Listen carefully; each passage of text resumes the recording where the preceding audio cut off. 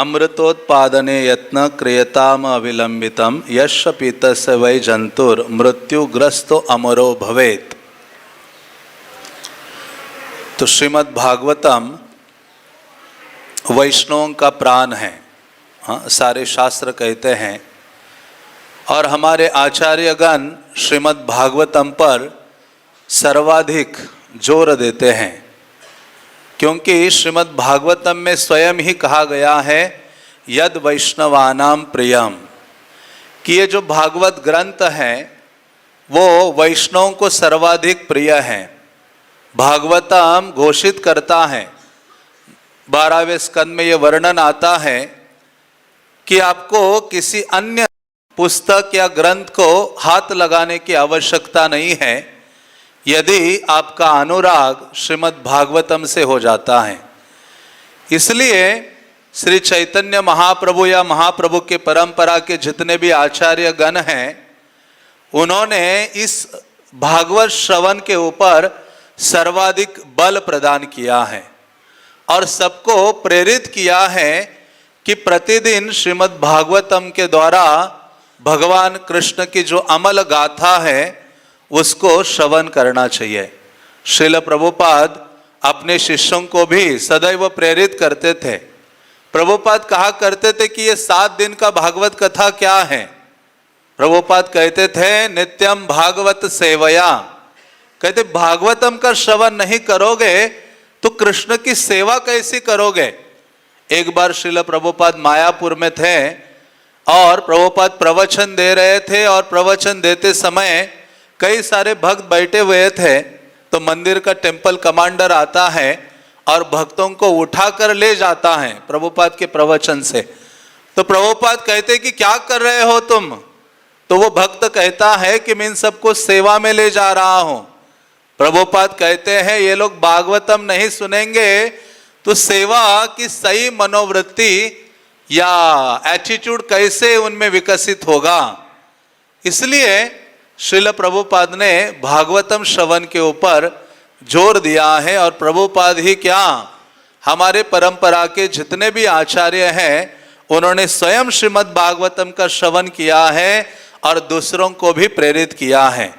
एवं जो वैष्णवानाम यथा शंभु, जो महादेव है वो अपनी भार्या पार्वती के समेत सदैव भागवतम श्रवण करने में और भागवतम का गुणगान करने में लगे रहते हैं।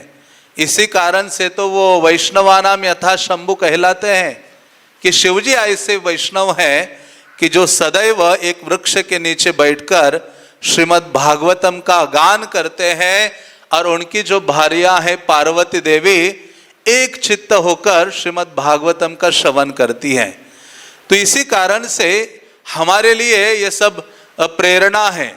हाँ, और ऐसा जो भागवतम है वो भगवान कृष्ण से क्या है, अभिन्न है। इसलिए व्यासदेव कहते हैं इदम भागवतम नामम पुराणम ब्रह्म संहितम, कि ये जो भागवतम है पुराणम ब्रह्म संहितम। ब्रह्म संहितम का अर्थ है साक्षात भगवान है, कृष्ण से अभिन्न है। और ये गायत्री के ऊपर भाष्य है, सर्व वेदांत सारम ही श्रीमद् भागवतम इष्टते, कि सारे वेद उपनिषद आदि का जो सार है वो हमारे सामने व्यास देव ने अति कृपा करके नारद मुनि के आदेश से प्रदान किया है।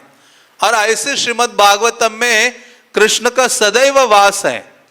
जब कृष्ण इस धरा से अप्रकट होने वाले थे और उद्धव को ये पता चला, उद्धव क्रंदन करने लगा कि हे प्रभु आप चले जाएंगे तो मैं कैसे जीवित रहूंगा।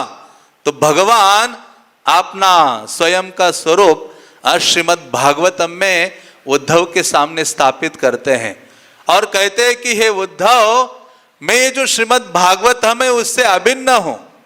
इसलिए जैसे जैसे आध्यात्मिक जीवन में दिन बीतते जाते हैं वैसे वैसे हमारा अनुराग श्रीमद् भागवतम के प्रति होना चाहिए। बल्कि जिसने भी दीक्षा प्राप्त की है उसे प्रतिदिन श्रीमद् भागवतम को पढ़ना चाहिए, प्रतिदिन भागवतम का अध्ययन करना चाहिए। जिस प्रकार से हम 16 मालाओं का जप करते हैं उसी प्रकार से भागवतम का भी अध्ययन प्रतिदिन हमारे जीवन में होना चाहिए।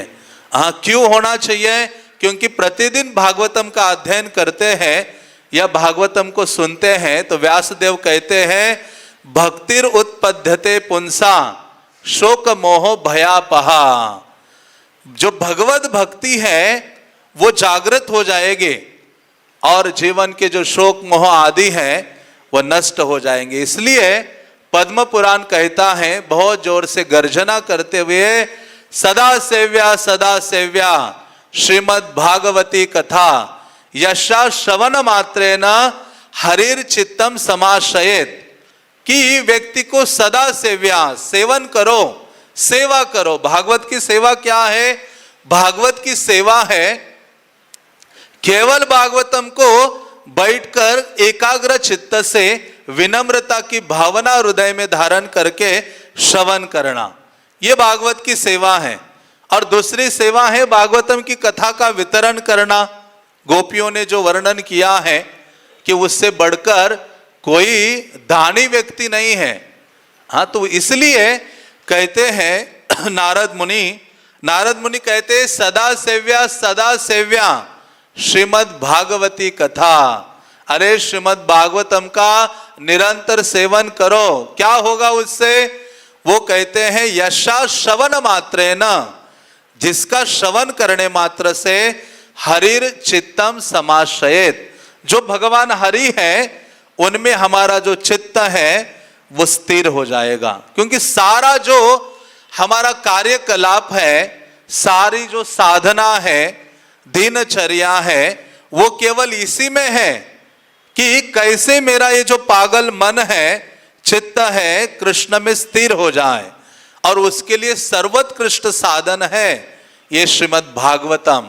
क्योंकि भागवतम में है क्या? भगवान का नाम, भगवान के रूप, भगवान का गुण, भगवान की लीलाएं और भगवान के धाम की जो महत्तम वर्णन है। तो ऐसे भागवतम का आश्रय व्यक्ति लेता है तो सरलता से हरि में जो चित्त है वो स्थिर हो सकता है। लेकिन कलियुगा के जीवों के लिए बहुत मुश्किल है। कलियुगा के जीवों के लिए इतना सरल साधन दिया है तो भी भगवान के बारे में सुनकर धाम में जा सकता है, लेकिन फिर भी उसका अनुराग नहीं है, वो भौतिक चीजों के श्रवण कीर्तन में लगा है। तो इसलिए भागवत के जो अलग अलग कथानक हैं, जैसे अभी ये 8वां स्कंद है जहां हम अभी पढ़ रहे हैं समुद्र मंथन लीला, कि किस प्रकार से ये जो समुद्र मंथन देवताओं के द्वारा और आसुरों के द्वारा किया गया है। ये समुद्र मंथन लीला भक्तों के लिए जो विशेष रूप से भगवत भक्ति में लगा है उसके लिए बहुत महत्वपूर्ण और शिक्षाप्रद है। हाँ, क्योंकि जिस प्रकार से समुद्र मंथन करने से अमृत की प्राप्ति हुई है, उसी प्रकार से देवता और आसुर लगे हुए थे समुद्र मंथन के लिए। उसी प्रकार से हमारा हृदय भी एक समुद्र की भांति है और हमारे हृदय में, मन में आदि आसुरी भावनाएं भी हैं और दैवी भावनाएं भी हैं। उनमें संघर्ष चलता रहता है। तो इसलिए शास्त्र कहते हैं कि ऐसे समुद्र मंथन लीला के द्वारा देवता आदि जो अमृत को प्राप्त करने के लिए तत्पर हो गए थे भगवान के आदेश पर, तो भगवान उनको कहते हैं कि क्या करो? अमृतोत्पादने यत्नः। भगवान कहते हैं कि हे देवताओं, आपको प्रयास करना चाहिए, बहुत शीघ्रता से प्रयास करो अमृत को प्राप्त करने के लिए। बल्कि इसकी शुरुआत में हमने सुना है कि ये जो समुद्र मंथन की लीला शुरू होती है, दुर्वासा मुनि जब एक माला प्रदान करते हैं अपने जो शिष्य हैं इंद्र को, और लेकिन बृहस्पति तो ऐसी जो माला है उसका अनादर करते हैं। जो इंद्र है अपने ऐरावत हाथी के ऊपर डाल देते हैं और वो अपने पाँव के नीचे उसको कुचल देता है, और ये जो उनके गुरु हैं वो अप्रसन्न हो जाते हैं और उनकी अवज्ञा या अवहेलना हो जाती है। और उसका परिणाम क्या होता है कि सारे देवतागण ऐश्वर्य से विहीन हो जाते हैं। हाँ, और कारण क्या था? अहंकार। इसलिए भगवत भक्ति में विनम्रता को स्थान है। हाँ, जो व्यक्ति में विनयशीलता है, दैन्य की भावना है, विनम्रता का भाव है, ऐसा व्यक्ति सरलता से आध्यात्मिक जीवन में शीघ्रता से प्रगति कर सकता है। लेकिन यहाँ जो इंद्र है, उन्होंने अपने अहंकार के कारण क्या किया? अपने गुरु की अवहेलना की, जिसका परिणाम हुआ कि वो ऐश्वर्य से वीन हो गए। उसका अर्थ है पुनः मुशिक भव। इतना ऐश्वर्य विहीन हो गए कि इंद्र को रोड पर आना पड़ा। रोड में मानो वो रहने लगे, रास्ते पर आ गए। जो स्वर्ग का ऐश्वर्य, छुप छुप के सारे देवता निवास कर रहे थे। उनकी जो माता है वो बहुत दुखी हो गए थे। तो ऐसी जो स्थिति थी इंद्र की, जिसके कारण वो अत्यधिक दुखी थे। और फिर ये जब स्थिति देखी ब्रह्मा ने, तो ब्रह्मा ने कहा कि हम सबको भगवान के पास जाना होगा। और जब ये भगवान के पास जाते हैं क्षीर सागर में, और वहां भगवान से प्रार्थनाएं करते हैं, भगवान की स्तुतियां करते हैं। पिछले श्लोकों में आपने सुना है। और स्तुति करने के पश्चात भगवान प्रकट हो जाते हैं। जैसे ही प्रकट होते हैं, भगवान उनको कहते हैं, शृणुता वहिता सर्वे श्रेयो वर्षाद वह पुनः। वो कहते हैं कि हे देवताओं, आप क्या करो? शृणुता वहिता, कि आप ध्यान से सुनो। और ध्यान से सुनने से क्या होगा? आप अपने कल्याण को प्राप्त कर लोगे। तो यहां मानो हमारे लिए शिक्षा है। भगवान की ये जो वाणी है, गीता भागवत आदि, उसको हमें श्रवण करने का मौका मिलता है। तो हमें कैसे सुनना चाहिए? बहुत गंभीरता से और ध्यान से सुनना चाहिए। क्योंकि श्रीमद् भागवती वार्ता सुरानामापि दुर्लभम। आप भागवतम सुनने के लिए बैठे हैं हम, तो ये कोई साधारण वस्तु नहीं है। पद्म पुराण कहता है कि अरे श्रीमद् भागवतम की जो वार्ता है, सुरानामापि दुर्लभम, देवताओं के लिए भी दुर्लभ है।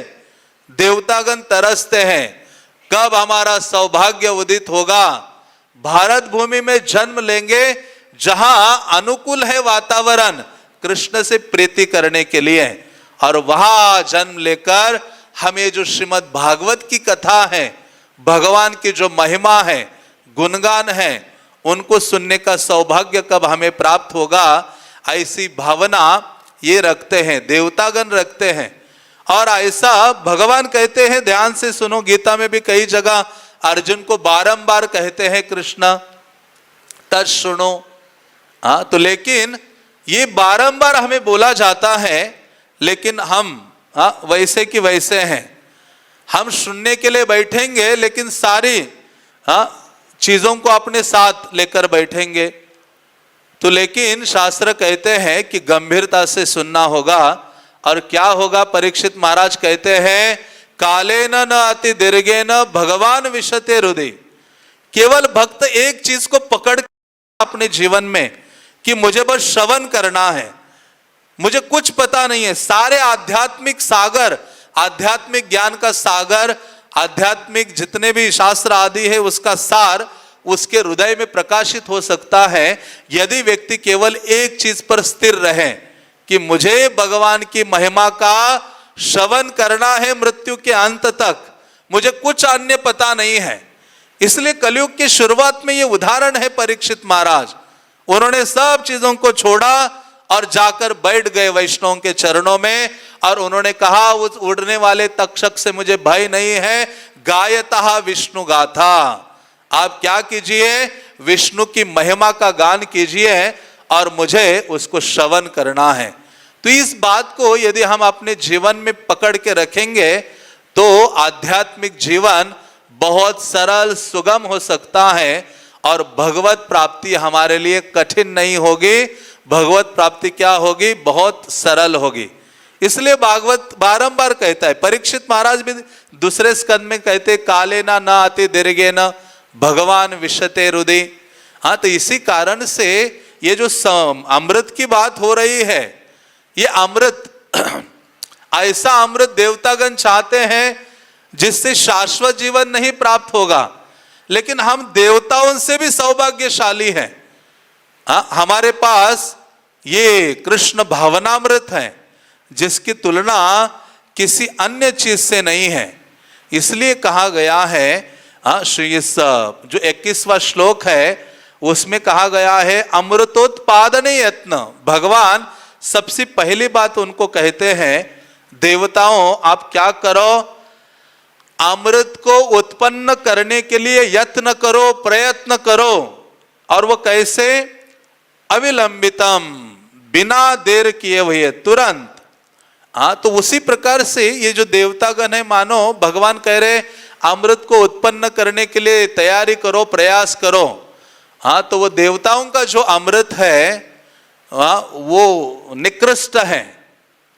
जो वैष्णव गण है, भगवत भक्त गण है, उस अमृत को तुच्छवत देखते हैं। जब शुकदेव गोस्वामी भागवत की कथा करने जा रहे थे या कथा शुरू ही करने वाले थे, तो देवतागण आते हैं, अमृत का कलश लेकर आते हैं और वो शुकदेव गोस्वामी को कहते हैं कि आप क्या कीजिए, ये जो अमृत है सुधा कुंभम गृहीत्वैव देवास तत्र समागमन, कि आप ये अमृत कुंभ लीजिए और ये मृत्यु को प्राप्त होने वाले ये परीक्षित को पिला दीजिए। लेकिन आप ये जो कथामृत है ना, वो किसको पिलाइए? हमें पिलाइए। मतलब देवता वैल्यू जानते हैं, कृष्ण कथामृत की महिमा और उसकी वैल्यू को जानते हैं।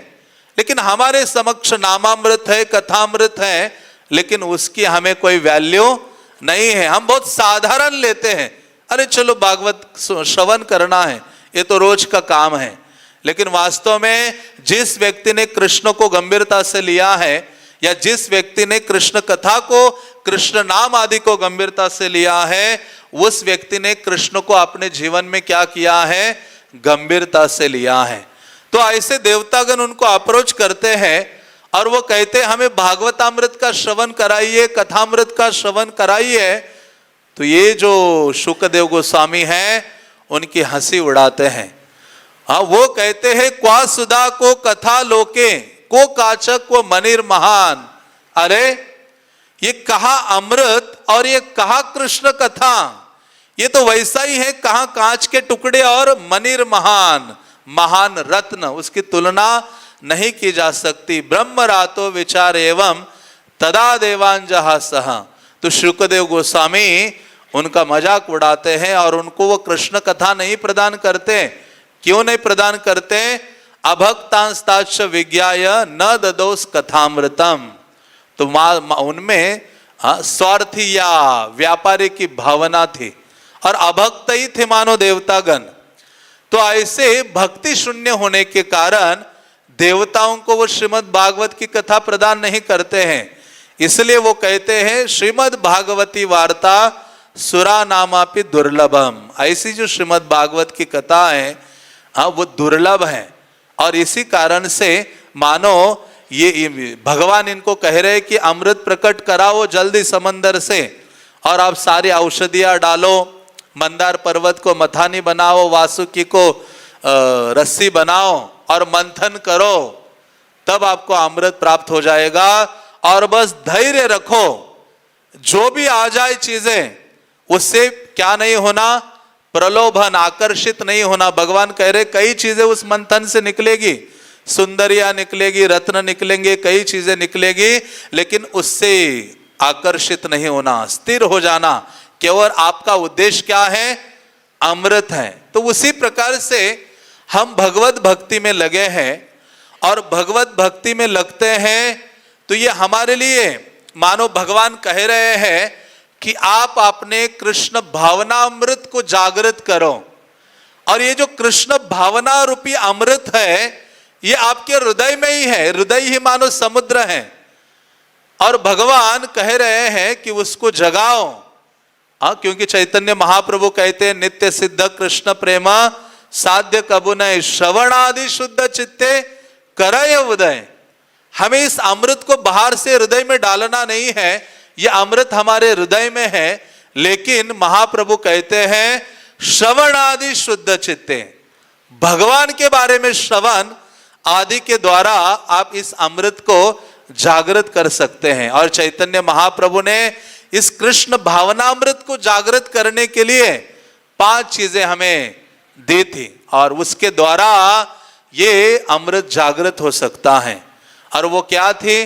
चैतन्य महाप्रभु कहते हैं साधु संग नाम कीर्तन भागवत श्रवण मथुरावास श्रीमूर्तिर श्रद्धा यसेवन सकल साधन श्रेष्ठ यही पंच अंग कृष्ण प्रेम जन्माय यही पाचेर अल्प संग। तो चैतन्य महाप्रभु कहते हैं कि हम देवताओं का स्थान मानो ले और अपने हृदय में ये जो ओरिजिनल मूल कृष्ण भावनामृत को जागृत करना है। हाँ, तो हमें क्या करना होगा? इस 5 अंग जो हैं भगवत भक्ति के उनको स्वीकारना होगा। साधु संग, भगवान के भक्तों का संग करे, उनके संग में रहने के लिए दिन रात कृष्ण से प्रार्थना करें। नरोत्तम दास ठाकुर कहते हैं उनका वो कहते हैं कि जन्म जन्म यही अभिलाष है कि मैं वैष्णवों का संग मुझे प्राप्त हो जाए। तो इस प्रकार से साधु संग में हम बने रहेंगे और नाम संकीर्तन करेंगे, श्रीमद् भागवतम का श्रवण करेंगे, मथुरा धाम आदि में निवास करेंगे और बड़े ही श्रद्धा के साथ विग्रह की आराधना और सेवा करेंगे। तो क्या होगा? चैतन्य महाप्रभु कहते हैं इनके अल्प संग मात्र से ही ये जो कृष्ण भावना रूपी जो अमृत है वो हमारे हृदय में जागृत हो सकता है। क्योंकि भौतिक अमृत हमें प्राप्त हो भी जाए तो उससे अमर हो सकते हैं, मृत्यु निश्चित है। देवताओं को भी अपना शरीर त्याग कर इस संसार में जन्म लेना पड़ता है। हाँ, लेकिन यदि कोई व्यक्ति ये भागवत अमृत, कृष्ण कथामृत, नामामृत का आश्रय लेता है तो वो सदैव के लिए कृष्ण का जो शाश्वत संग है उसको प्राप्त करता है। इसलिए गोपियां कहती हैं तव कथामृतम तप्त जीवनम। इस संसार में जो तपे हुए जीव है 3 तापों से, उसके लिए तो एक ही अमृत है और वो है कृष्ण कथा का अमृत। और उसको पीने के लिए हमें हमेशा तैयार होना चाहिए, आलसी नहीं होना चाहिए। और उसको श्रवण करने के लिए, उस अमृत को चखने के लिए बड़े एक चित्त होना चाहिए। हाँ, जैसे रसिकानंद प्रभु, चैतन्य महाप्रभु के परंपरा में रसिकानंद प्रभु महान आचार्य हुए हैं। रसिकानंद प्रभु ओडिशा के राजा के यहाँ भागवत कथामृत कर रहे थे, भागवत कथा का वर्णन कर रहे थे। वो राजा सामने बैठकर श्रवण कर रहा था, उनके कई सारे मंत्री आदि थे और बड़े गंभीरता से वो सुन रहा था भागवत की जो कथा है। तो राजा जब सुन रहा था तो अचानक राजा का जो प्रमुख मंत्री है या मैनेजर है वो आ जाता है और आकर राजा जहां श्रवण कर रहा था, बैठा हुआ था, रसिकानंद प्रभु आगे प्रवचन कर रहे थे, तो वो आके खड़ा हो गया। जैसे वो, जिनका नाम रामकृष्ण था और वो रसिकानंद का शिष्य भी था और उनके भक्त थे, और वो खड़ा हो गया राजा के पास, कुछ बोला नहीं। तो राजा जो कृष्ण कथा सुन रहा था, राजा ने अपना थोड़ा सा ध्यान हटा दिया और उस अपना जो मंत्री है, मेन जो मंत्री रामकृष्ण जो आके खड़ा हो गया था, वो भी रसिकानंद को ही सुन रहा था। तो राजा ने अपना सर ऐसे किया और उसकी ओर ध्यान दिया और सोचा कि अभी कुछ बोलेगा और मैं कुछ सुनूंगा। तो ये जब राजा ने ऐसे अपनी गर्दन की और ये भावना रखी कि मुझे कुछ अपने मंत्री से सुनना है, आगे तो कृष्ण कथा हो रही है।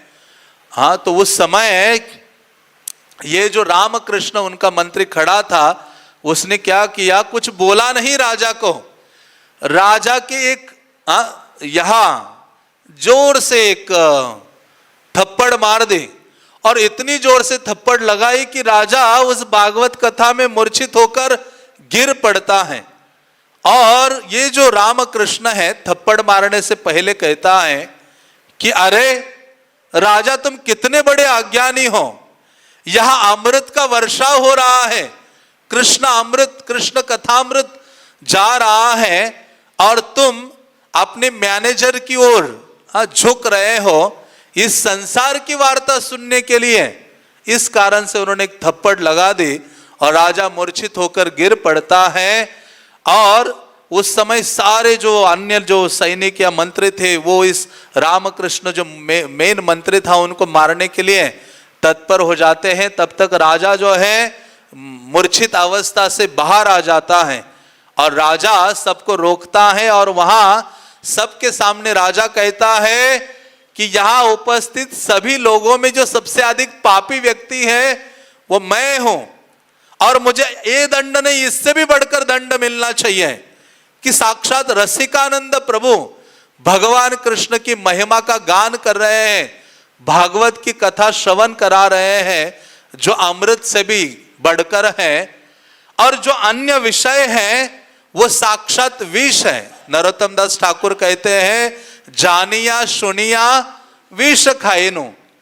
हम कभी कभी विष नहीं खा रहे हैं, प्रतिक्षण प्रतिदिन विष खा रहे हैं।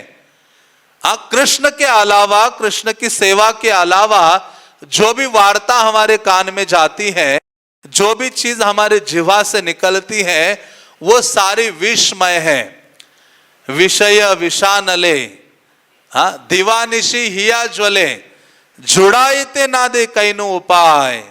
नरोत्तम दास ठाकुर कहते इसी कारण से तो मैं जल रहा हूं इस संसार में, इस विष के कारण जानबूझकर विष का पान कर रहा हूं। तो वो कहते हैं राजा कि मैं एक कुत्ता हूं।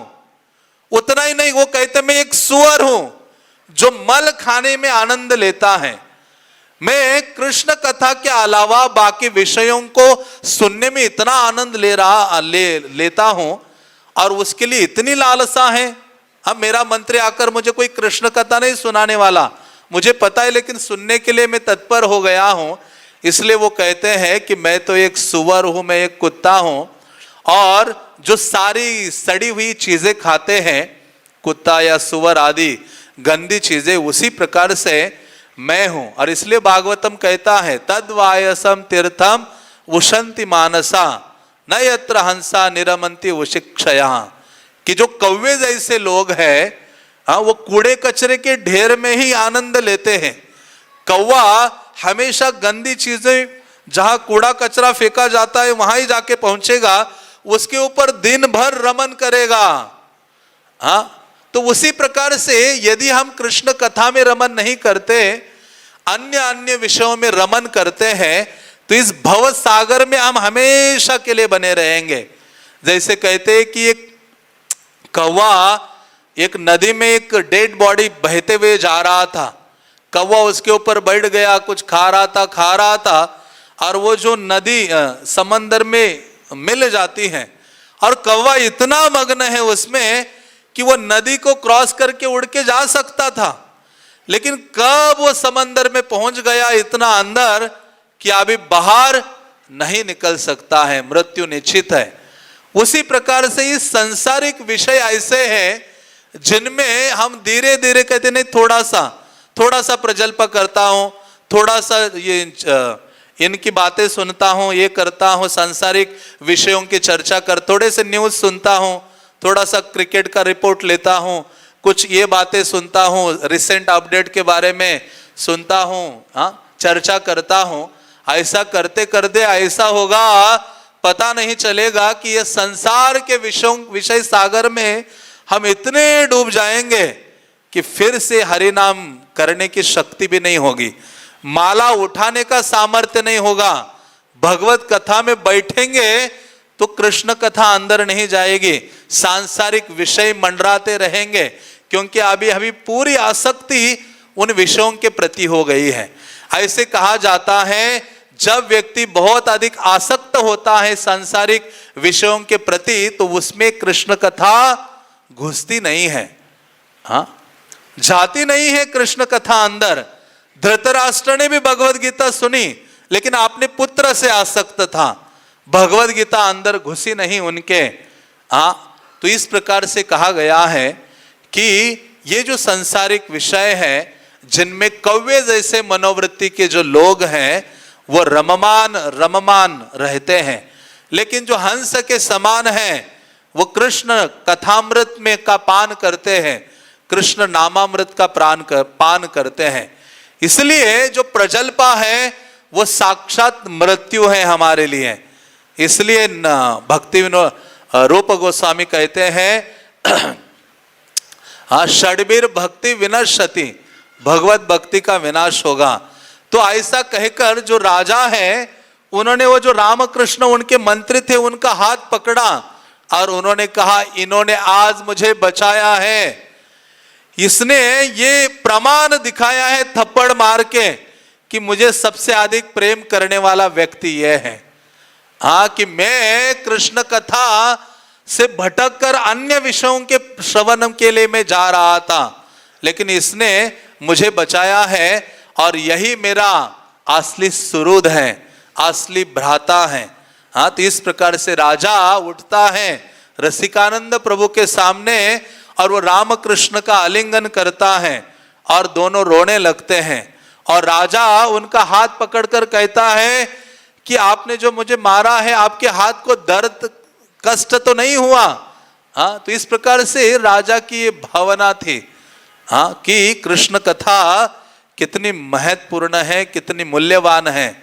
हाँ, जो इस सांसारिक अमृत से भी उसकी तुलना नहीं की जा सकती। और इसलिए हमें ये जीवन मिला है कि ये हृदय रूपी सागर में मंथन करने के लिए हम यहाँ इस संसार में भगवान ने हमें भेजा है। और हमारे हृदय का मंथन करेंगे, मन को मथनी बनाएंगे, जपमाला को रस्सी बनाएंगे और नाम मानो दूध के समान है। जैसे दूध को मथा जाता है या दही को तो ऊपर मक्खन निकलता है, तो उसी प्रकार से हृदय का चरणिंग जब हम करेंगे तो क्या निकलना चाहिए? कृष्ण के प्रति जो प्रेम की भावना है वो उजागर होनी चाहिए। और वो तभी उजागर होगी जब हम क्या करेंगे, ये जो कृष्ण कथामृत है उसका आश्रय लेंगे। दो चीजों का विशेष रूप से, नामामृत का और कृष्ण कथामृत का, जिसके द्वारा कृष्ण भावनामृत हमारे हृदय में जागृत होगा। इसलिए कुलशेखर आलवर कहते हैं, बहुत ही सुंदर श्लोक है दो, वो कहते हैं आचार्य इदम शरीरम परिणाम पेशलम पतत्यवशम शतसंधि जर्जरम किमौषधम पृच्छसि मूढ़ दुर्मते निरामयम कृष्ण रसायनम पिबम। वो कहते हैं इदम शरीरम परिणाम पेशलम, वो कहते हैं कि ये जो शरीर आपको प्राप्त हुआ है ये निश्चित रूप से ये आकर्षक तो आपको लगता है। स्त्री को पुरुष का शरीर आकर्षित लगता है, पुरुष को स्त्री का शरीर आकर्षित लगता है और दोनों भोग करने के लिए लालायित रहते हैं। लेकिन वो कहते हैं कुलशेखर आलवर, अरे ये जो शरीर है इसका परिणाम है ये देहांतर होगा और पतति अवशम, इसका पतन होने वाला है। निश्चित ही ये शरीर नीचे गिरने वाला है। शतसंधि जर्जरम, उसमें जो 100 से अधिक जो जॉइंट्स है वृद्धावस्था में आवाज करने लगेंगे, बजने लगेंगे। अरे मूर्ख व्यक्ति, किमौषधम पृच्छसि मूढ़ दुर्मते, अरे मूर्ख मनुष्य तुम दवाई क्यों नहीं पूछते हो कि ये शरीर पतन होने वाला है, नष्ट होने वाला है, इसके लिए दवाई क्या है? तो वो कहते हैं कुलशेखर आलवर, इसके लिए दवाई है निरामयम कृष्ण रसायनम पिबम। निरामयम मतलब निरोग करने वाला जो रसायन है वो ये कृष्ण रसायन है। हरे कृष्णा कृष्णा कृष्णा हरे हरे, हरे राम राम राम हरे हरे। कुलशेखर आलवर कहते हैं कि देखो कितना बड़ा आश्चर्य है। आचार्य में तद्धि मनुष्य लोके सुधाम परितेज विषम पिबन्ति नामानि नारायण गोचरानि त्यक्त्वान्यवाच कुहका पठन्ति। वो कहते कि देखो आचार्य, देखो इस मनुष्य समाज में, आचार्य में तद्धि मनुष्य लोके सुधा परित्यज्य विषम पिबंती। ये मनुष्य जीव लोगों में आश्चर्य देखो कि उन्होंने कृष्ण कथामृत को त्याग कर विष पी रहे हैं। अरे नामानि नारायण गोचरानी, ये जो नाम अमृत है ना भगवान नारायण का, ये अमृत है, इसको छोड़कर आप विष का पान कर रहे हो। हाँ, वो कह रहे कि कितना बड़ा यह आश्चर्य है, कितना बड़ा यह अज्ञान है। इसलिए चैतन्य महाप्रभु सदैव भक्तों को प्रेरित करते थे। हाँ, महाप्रभु कहते थे यदि आमा प्रति प्रेम थाके सभाकार, यदि आप सबका सही में मुझसे प्रेम है, तबे कृष्ण व्यतिरिक्त ना गाए यार। तो महाप्रभु कहते हैं तो आप क्या करो, कृष्ण के व्यतिरिक्त कुछ और गान मत करो, कृष्ण के व्यतिरिक्त किसी और का श्रवण ना करो। चैतन्य महाप्रभु ने जब सन्यास लिया और शांतिपुर में आए अद्वैत आचार्य के यहाँ, और महाप्रभु अभी निकलने ही वाले थे, चैतन्य महाप्रभु फाइनल आखिरी उपदेश नवद्वीप वासियों को देते हैं और उसमें ये बात कहते हैं कि आपका प्रेम है मुझसे तो कृष्ण के व्यतिरिक्त किसी और का गान मत करो। और चैतन्य महाप्रभु उनसे एक भिक्षा मांगते हैं। क्या भिक्षा मांगते हैं? चैतन्य महाप्रभु कहते हैं तुम्हें सब लोक मोर परम बांधव, यही भिक्षा मांगो मोरे दे। तुम्हें सब, वो कहते कि आप मेरे परम बांधव हो और मैं आप सबसे केवल एक ही भिक्षा मांगता हूं, आप वो भिक्षा मुझे प्रदान कीजिए। घरे जाया कर सदा कृष्ण संकीर्तन, कृष्ण नाम कृष्ण कथा कृष्ण आराधन। चैतन्य महाप्रभु ने कहा आप घर जाओगे तो ये चार चीजें करो, कृष्ण संकीर्तन करो, कृष्ण नाम का उच्चारण करो, कृष्ण कथा का श्रवण करो और कृष्ण का आराधन करो, ये भिक्षा मैं मांगता हूं। और वास्तव में चैतन्य महाप्रभु इसके द्वारा हमारी जो सुप्त कृष्ण चेतना है उसको जागृत करना चाहते हैं। तो ये जो जागृत करने की जो विधि है जो श्रील प्रभुपाद ने हमें प्रदान की है, ये बहुत पावरफुल है। विशेष रूप से प्रभुपाद ने जो हमें ये मॉर्निंग प्रोग्राम दिया है वो सबसे पावरफुल है। हम लगभग 20 साल पहले दिल्ली में एक गौड़िया मठ के सन्यासी आते थे वृंदावन से, और मैं उनकी सेवा किया करता था वहाँ मंदिर में। जब भी आते थे तो मैंने कहा, वो वहाँ गेस्ट हाउस में रहते थे, तो मैंने पूछा कि महाराज आप तो गौड़िया मठ से आते हो, इस्कॉन में आपको सबसे अच्छी चीज क्या लगती है?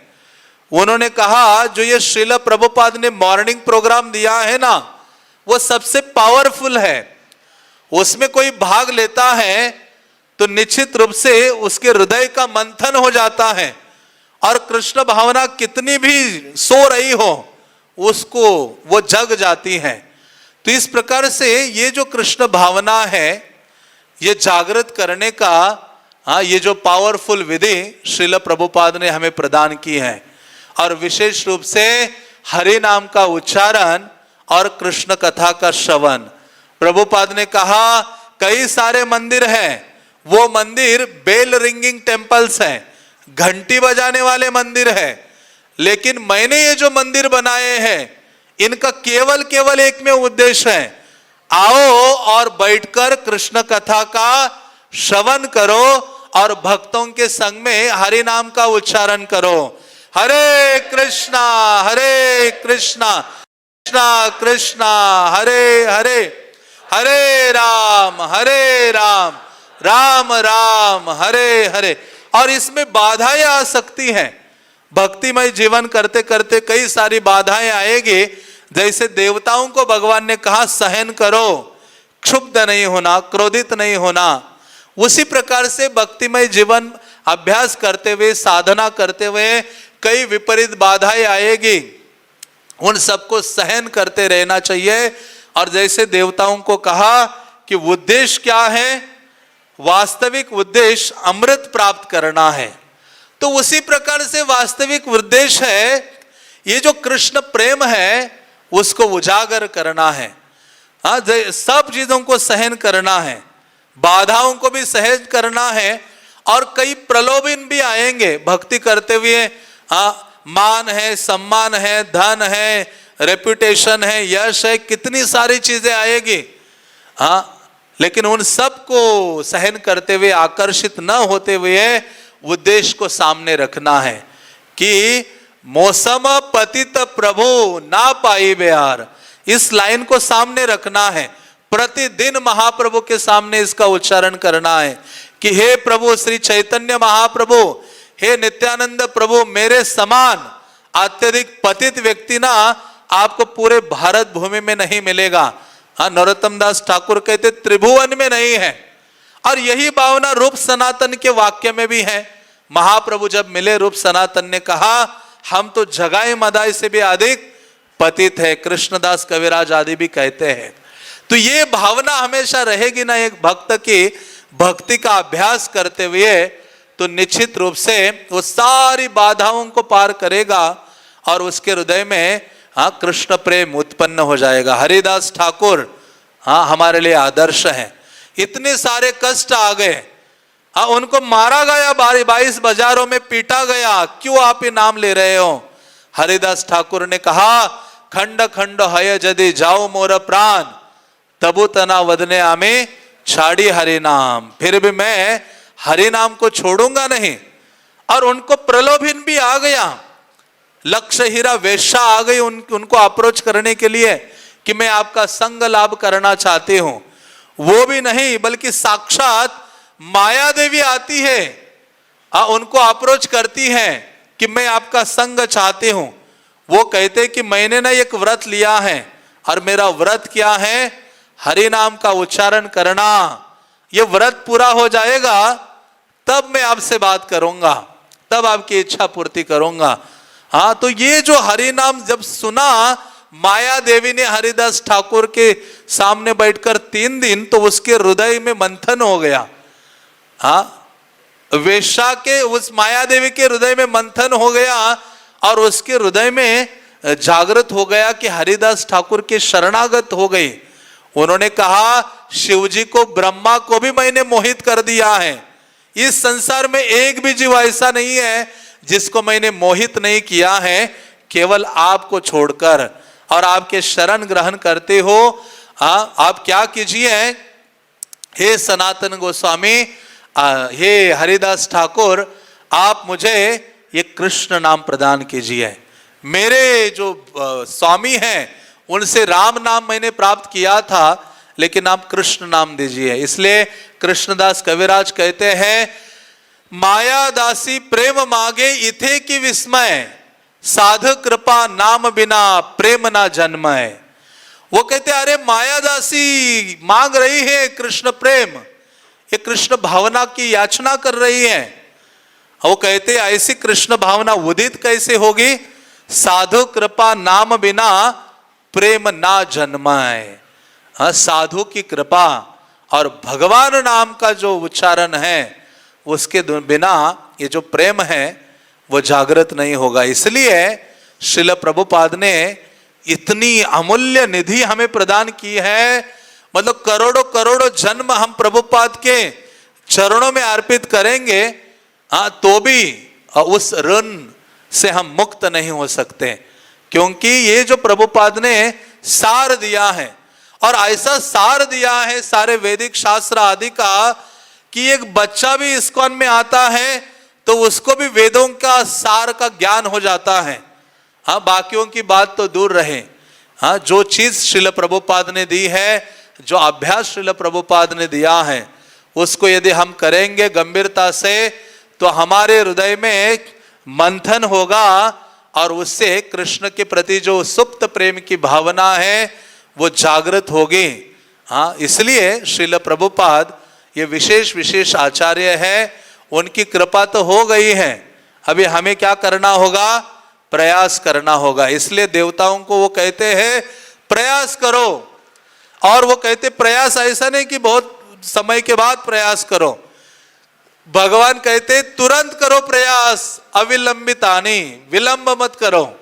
तो उसी प्रकार से हमें हमेशा मृत्यु को सामने रखना चाहिए और सोचना चाहिए आज का आखिरी 16 माला है, आज का भागवतम क्लास आखिरी है, आज का प्रसादम आखिरी है, आज का वृंदावन यात्रा आखिरी है।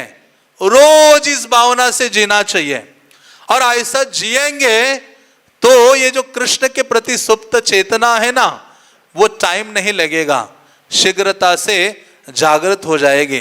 क्योंकि ये सर्वोच्च चीज हमें कृष्ण श्री चैतन्य महाप्रभु ने प्रदान की है। नाम बिना किछु नाहि कार 14 भुवन माझे। हाँ, ये जो नामामृत हमें प्रदान किया है, वही चीज सनातन गोस्वामी ने एक ब्राह्मण को दी थी। पारस पत्थर की जगह भगवान का नाम दिया था। तो ऐसा नाम को हम लेंगे गंभीरता से और उच्चारण करेंगे, इस नामामृत से दूर नहीं हटेंगे, तो निश्चित रूप से हमारे हृदय में ये मंथन होगा और मंथन होकर कृष्ण के प्रति जो प्रेम की भावना है वो जागृत हो जाएगी।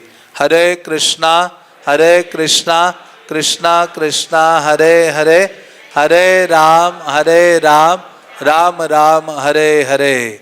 ग्रंथराज श्रीमद् भागवतम के, श्रील प्रभुपाद के, निताय